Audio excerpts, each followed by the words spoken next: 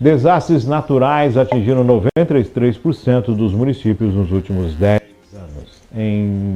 Entre 2013 e 2022, desastres naturais como tempestades, inundações, enxurradas e alagamentos atingiram 5.199 municípios brasileiros, o que representa 93% do total de 5.570. Nesses casos, os prefeitos tiveram de fazer registros de emergência ou estado de calamidade pública. Esses desastres afetaram a vida de mais de 4,2 milhões de pessoas que tiveram que abandonar as casas próprias. Os dados são da Confederação Nacional dos Municípios, a CNM. O estudo indica que mais de 2,2 milhões de moradias foram danificadas em 4.334 municípios, 78% do total, sendo que 107.413 foram totalmente destruídas. O prejuízo em todo o país de danos em habitação nesse período de 10 anos ultrapassa 26 bilhões e os municípios estão praticamente sozinhos na ponta para socorrer a população. Não há apoio para a prevenção nem investimento, diz o presidente da CNN, Paulo Gilkowski. No período de 10 anos que o estudo cobre, 2022 foi o que teve os piores números. Foram contabilizados 371.172 moradias danificadas ou destruídas.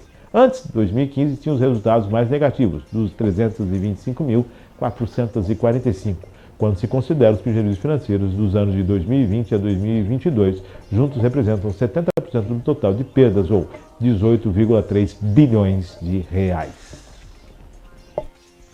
Ju, acho que cabe aqui para a gente começar, no caso, a sugestão é, primeiro, eu não vou estar discutindo a questão das moradias, porque eu acho que perdeu a moradia independente se ela estava em área de risco, se ela estava em área de invasão, ou se ela estava em área que na verdade não era apropriada, é uma situação. Não vou estar entrando nessa discussão. Eu vou estar entrando na omissão do governo em 10 anos em que os desastres são anunciados e nada é feito. Quando a gente fala de uma correção dessa questão habitacional no país, a gente fala de uma adequação dentro do que é necessário no município, nas cidades.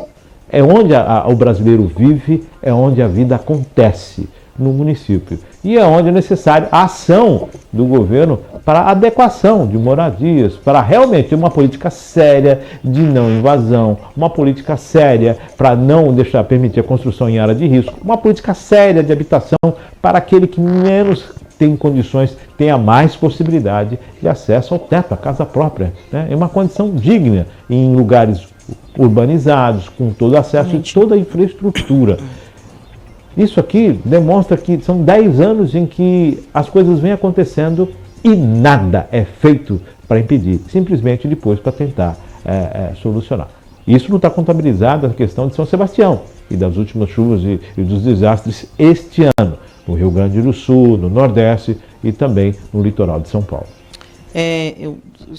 Foi perfeito agora, Márcio, porque tudo isso reside numa palavra: planejamento. Se a administração pública não planeja as ações, não pensa a cidade, a urbanidade da cidade, não pensa de que forma que a administração pública tem que organizar a cidade e preparar a cidade para o enfrentamento dessas causas naturais, a gente não pode culpar Deus ou São Pedro ou quem seja pelo desastre natural.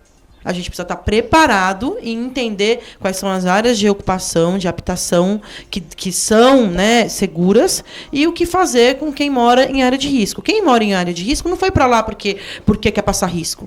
Foi para lá porque a cidade não oferece, ou o salário não oferece condições para que ele more no centro, para que ele more em outros bairros que não apresentem esses riscos. Né? Por isso que a gente tem aí o crescimento das favelas a cada ano que passa. De uma casa vira duas. De uma família moram 3 em uma casa. Entende?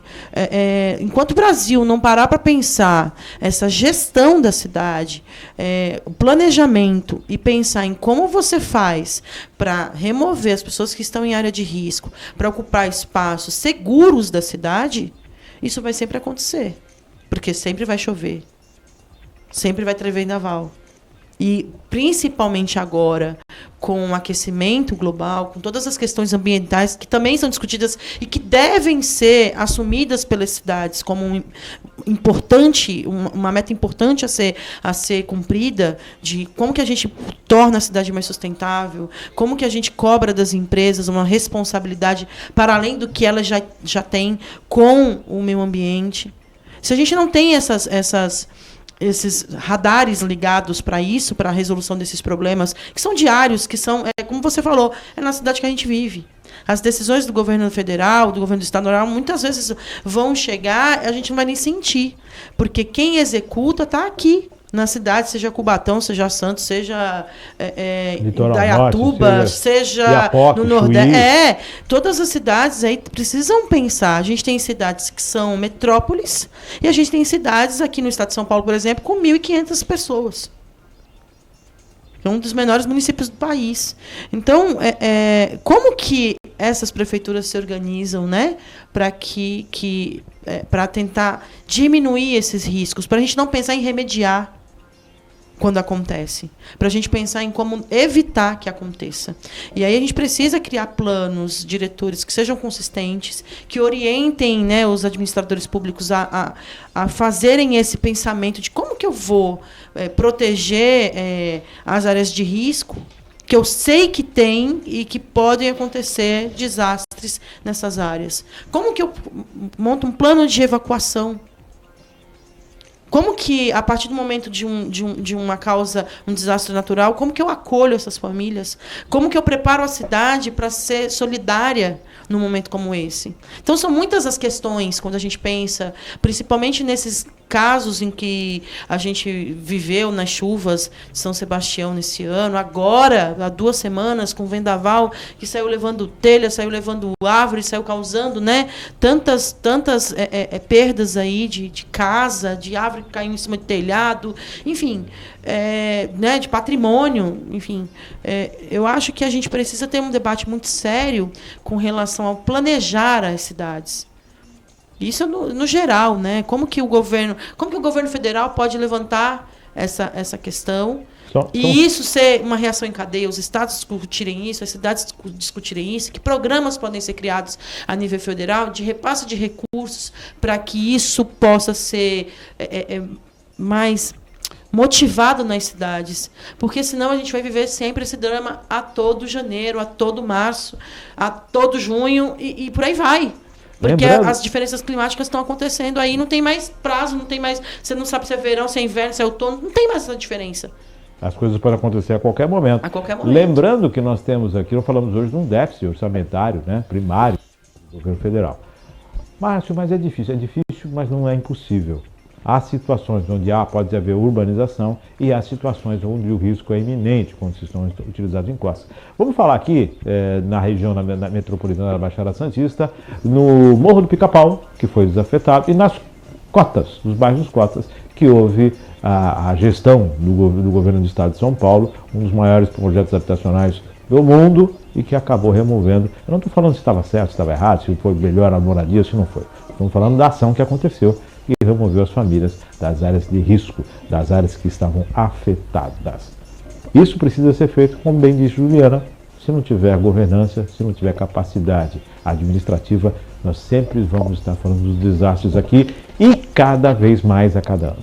E eu completo isso, para além da capacidade de gestão, a humanidade. Pensar que você está fazendo gestão administrativa para as pessoas, não só para a estrutura da cidade.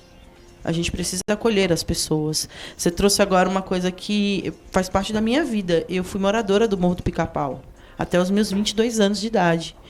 Sair de lá foi algo que acho que vai ficar por muito tempo na minha memória. Acho que se me soltar naquele morro, eu sei chegar na minha casa.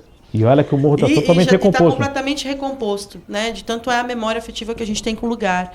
Mas o quanto a gente entendeu, e minha mãe e meu pai fizeram a gente entender a importância de sair de lá. Ninguém queria sair. Você já tinha ali sua casinha, a alvenaria feita, os vizinhos constituídos. Mas era necessário entender o quanto era arriscado. Aí só quando o barranco cai atrás da sua casa é que você entende a gravidade do problema. Não vai muito longe, não. E só quem vive nas áreas de risco, nas áreas em que qualquer chuva alaga, nas áreas em que qualquer chuva o barranco desliza, sabe o impacto disso todo dia. É nesse lugar que eu acho que toda aquela pessoa pública que se coloca num lugar de gestão, que se coloca num lugar de legislar, precisa entender. Não é só na hora de buscar o voto, é na hora de converter esse voto em ação, a benefício das pessoas. E aí a gente precisa evocar essa questão da humanidade. É uma questão, não é só estética. Não é só por estética. É garantia real. de direito, necessidade real. Garantia de direito que todo mundo tem que participar da vida da cidade, com segurança, ter direito à educação, à cultura, a uma moradia digna, a trabalho. Então, são muitas as questões e que esse país todo, e isso não é uma realidade de Cubatão só, ou de Santos, é do país inteiro, e no mundo inteiro vai estar assim. Lembrando, Ju, que a gente tem um outro local aqui que é muito, muito nevrálgico, que é a comunidade do Morro da Mantiqueira. Exatamente. Que vive a mesma situação de risco há anos. E é Pilões. ciente isso, Pilões, Mantiqueira, ciente, uma coisa ciente. Se chover forte, as pessoas ficam preocupadas. E a gente pergunta até quando, né? Até quando? Que a gente continue, e assim, aí a gente precisa fazer também uma chamada aqui à própria população para participar desses debates, para que a gente construa esses planos de cidade, colabore com a administração pública, para que a gente construa esses planos e cobre da administração essa responsabilidade que ela tem de garantia de direitos. É sobre isso. Né? E aí, a partir do momento em que a gente cobra os direitos que a gente tem, a administração responde a isso, porque existe legislação para responder. Muitas vezes a gente não sabe por onde cobrar, por onde participar, e às vezes não é nem só a cobrança, é a participação da população. Quando eu garanto a participação da população num processo de decisão, eu estou construindo com a população. Depois ela não vai levantar o dedo para mim e vai dizer assim, não, você não fez o que eu queria. Não, eu estou te ouvindo.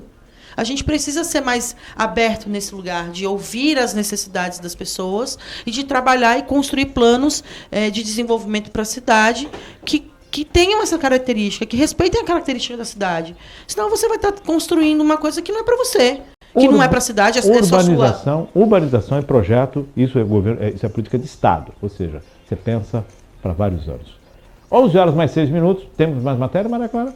Chegamos ao final, Ju. Nossa, voou, hein? Chegamos ao final. 11h06, chegamos ao final. Voou. Depois que veio do Caribe, tá assim, ó. Nossa, eu tô me reconectando, gente. Peraí que eu tô me reconectando, mas é sempre um prazer participar aqui com você, Márcio, porque a gente traz esses diversos temas, tem a liberdade de falar da forma que a gente entende, e isso é muito bom pra gente, que pensa e que colabora com a cidade, seja comunicando, seja aqui comentando, colocando as ideias, né, para fervilhar aqui em debate, e seja para quem está vendo a gente, para que crie também esse espaço crítico de pensar, não, peraí, eu também participo desse processo. Eu sou cidadão da cidade, eu sou contribuinte do governo federal, do governo estadual. Eu preciso saber o que estão fazendo com o recurso. Eu preciso saber de que forma eu participo dessa construção. A gente não pode ser só chamado na hora do voto. A gente tem que ser chamado, sobretudo, durante todo o processo.